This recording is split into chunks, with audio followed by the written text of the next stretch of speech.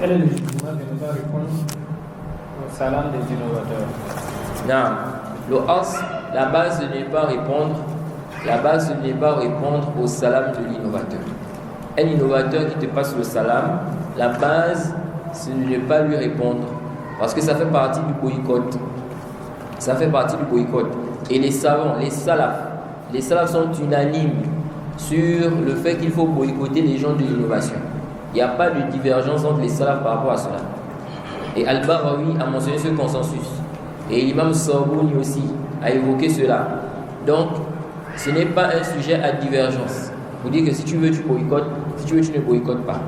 Ok? C'est une obligation de boycotter les gens du faux. Et ceci, n'est-ce pas, pour préserver les musulmans. Pour préserver les musulmans des ambiguïtés, des faussetés, des gens du faux. Et aussi pour éduquer les gens. Afin que les gens ne suivent pas les innovations, mais qu'ils suivent la sunna. Quand les gens vont voir qu'on boycotte les innovateurs, ok, ça va pousser les gens à ne pas tomber dans leurs innovations. Et ça peut aussi ramener certains parmi les innovateurs à la vérité. Parce qu'ils vont voir qu'ils ont été boycottés. Vous allez voir des gens qui sont dans un milieu.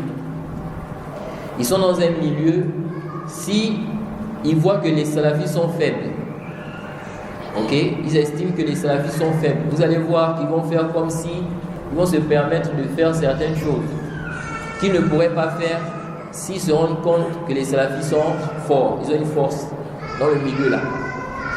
Maintenant, si ils voient que les salafis commencent à les chauffer avec des réfutations, des mises en garde, ils vont commencer à avoir peur.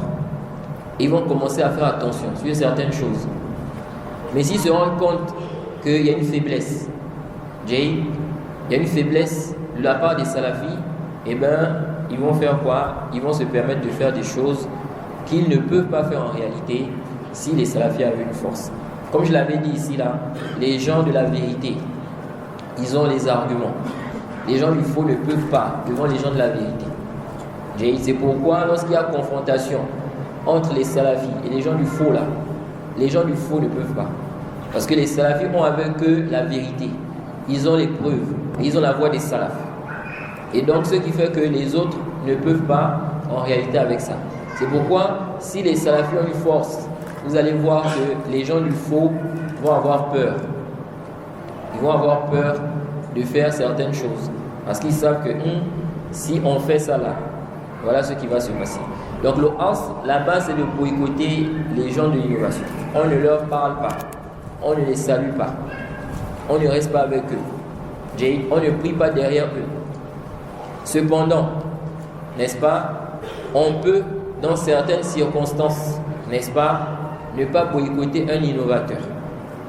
Ok? Comme par exemple, le cas où on craint son mal. Ok? Ici, tu vas faire un boycott partiel. Tu es dans un milieu où les innovateurs ont la force. Et tu crains un mal d'eux. Donc par exemple, ici, il t'a passé le salam, tu réponds au salam. C'est tout. Tu ne restes pas avec lui, vous discutez, vous parlez, casanon. Tu as répondu au salam, tu es parti. Pour éviter son mal. Ok? Sinon, le asl, c'est quoi? C'est de boycotter. De même aussi, si tu espères qu'il soit guidé, tu veux qu'il soit guidé, tu veux lui parler de la religion, tu veux lui parler de la salafiyya. Si maintenant, toi ici, tu commences par le boycotter, comment il va t'écouter? Donc, il y a des circonstances, n'est-ce pas, qui peuvent faire en sorte que tu ne vas pas le boycotter. Ok? Mais sinon, la base, c'est quoi? C'est de boycotter les gens de l'innovation et rentre dans le boycott le fait de ne pas les saluer, le fait de ne pas répondre à leurs salutations. Non.